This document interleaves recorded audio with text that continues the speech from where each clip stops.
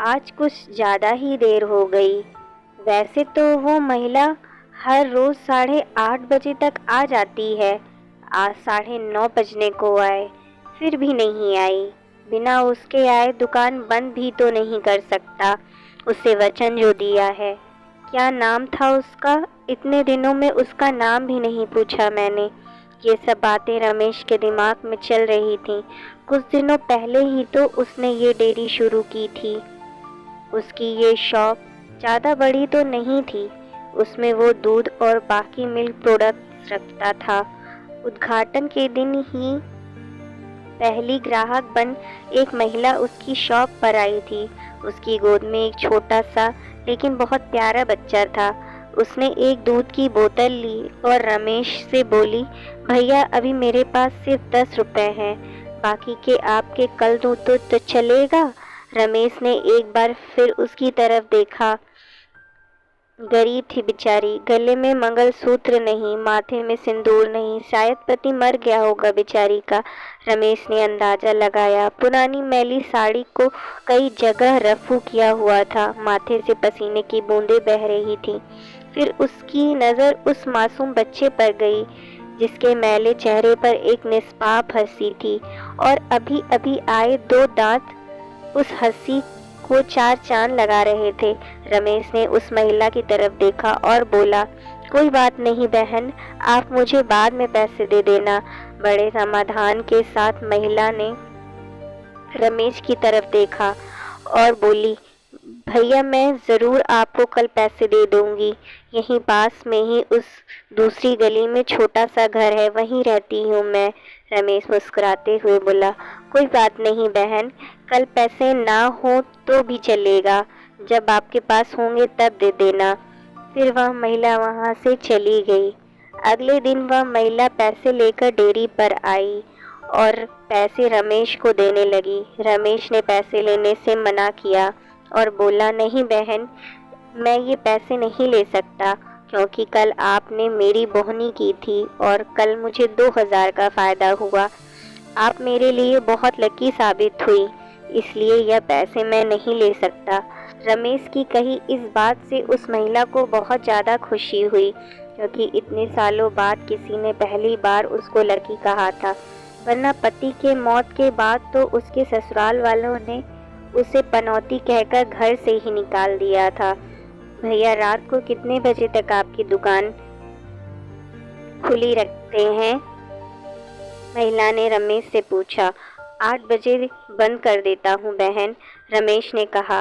रमेश का जवाब सुनकर महिला का चेहरा उदास हो गया। रमेश को यह समझते देर नहीं लगी। उसने पूछा, कोई समस्या है बहन? अपने बच्चे और अपना पेट पालने के लिए मैं 2 घर में झाड़ू बर्तन का काम करती हूँ। यह सब काम करके रात को 8:30 बजे घर लौट पाती हूँ। तब तक यहाँ आसपास की सभी दुकानें बंद हो जाती हैं और लाचारी में मुझे अपने बच्चे को भूखे पेट ही बहला फुसला कर सुलाना पड़ता है। वह बोल नहीं सकता ना, उसी का फ़ायदा उठाती हूँ। कहते हुए उस महिला का गला भर आया। महिला की बातें सुन रमेश को बहुत बुरा लगा।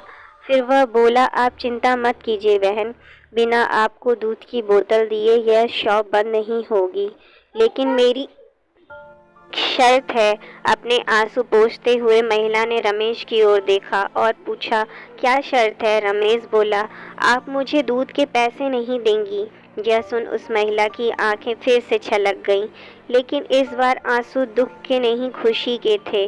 उसे ऐसा लग रहा था जैसे इंसान के रूप में भगवान उसकी मदद करने आ गए हों।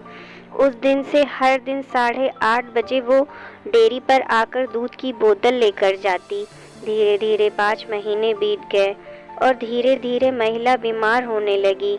ज़्यादा काम और चिंता की वजह से उसका शरीर दिन ब दिन सूखता जा रहा था। ऐसे ही एक दिन रमेश अपनी दुकान का सारा काम खत्म कर इस महिला के आने का इंतज़ार कर रहा था। 9:30 बजने को आए। वो महिला आई। आज उसका चेहरा बहुत ज़्यादा ही बेजान नज़र आ रहा था। बीमारी के कारण आंखों के नीचे काले घेरे और ज़्यादा बढ़े हुए नज़र आ रहे थे। रमेश ने तुरंत फ्रिज खोलकर दूध की बोतल निकाल उसे दी। फ्रिज बंद करने के लिए रमेश के मुड़ते हुए बोला, बहन आज कुछ ज़्यादा ही देर कर दी। वो घूमा, तब तक वो महिला दूध की बोतल लेकर जा चुकी थी। उसने सोचा आज देर हो गई, इसलिए वो जल्दी चली गई होगी। बेचारी का बच्चा रोता होगा भूख से। रमेश ने दुकान बंद की और घर चला गया। अगले दिन ठीक 8 बजे वो महिला शॉप पर आई और आकर बिना कुछ बोले खड़ी हो गई। हमेशा की तरह रमेश ने उसे दूध की बोतल दी। कोई चीज़ नीचे गिरी तो उसे उठाने के लिए रमेश नीचे झुका। वो चीज़ उठाई और सामने देखा तो वो महिला वहाँ नहीं थी। रमेश को आज पता नहीं क्यों उस महिला में काफ़ी बदलाव नज़र आया था। उसे वो बड़ी कमज़ोर सी नज़र आई। अगले दिन फिर 8 बजे वो महिला उसके शॉप पर आई। आज रमेश ने उसका चेहरा बड़े गौर से देखा। उसका चेहरा सफ़ेद पड़ चुका था, मानो उसके चेहरे का तेज कब का जा चुका हो।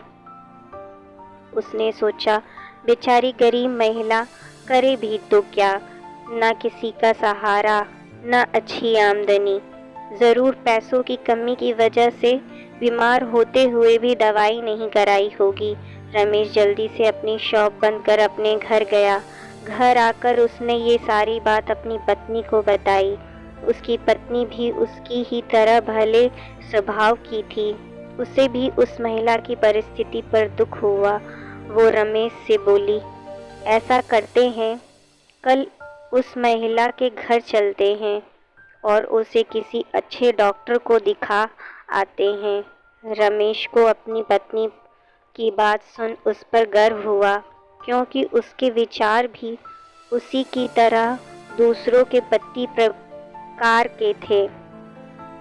अगले दिन सुबह होते दोनों उस महिला के घर को रवाना हो गए।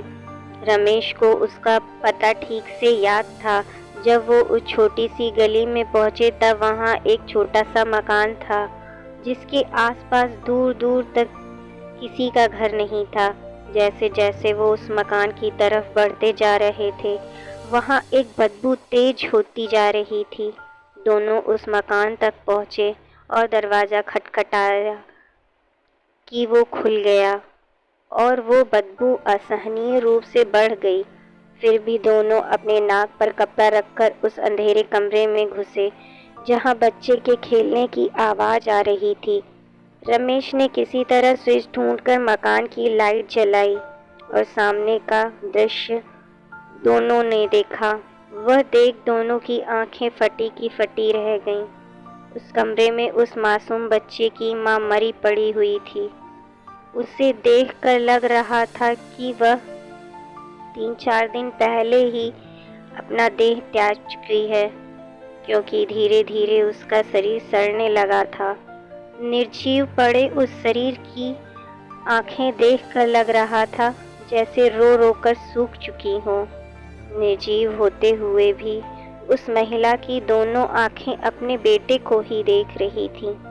उसका बच्चा भी अपनी माँ की आंखों में देखकर खेल रहा था, जैसे उसे लग रहा हो कि माँ उसके साथ खेल रही है और उसका पूरा ध्यान उसी पर है।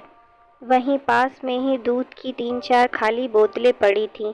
यह दृश्य देखकर रमेश और उसकी बीवी दोनों अचंभित रह गए। दोनों के रोंगटे खड़े हो गए। रमेश को अभी भी विश्वास नहीं हो रहा था कि एक मरी हुई माँ अपने बच्चे के लिए उसके पास से दूध लेकर जाती थी। रमेश ने और उसकी बीवी ने उस महिला का विधिवत अंतिम संस्कार किया और उस बच्चे को रमेश ने अपनी बीवी के हाथों में रखा। उसने भी उस बच्चे को बड़े प्यार से लिया और दोनों ने उस बच्चे को गोद ले लिया।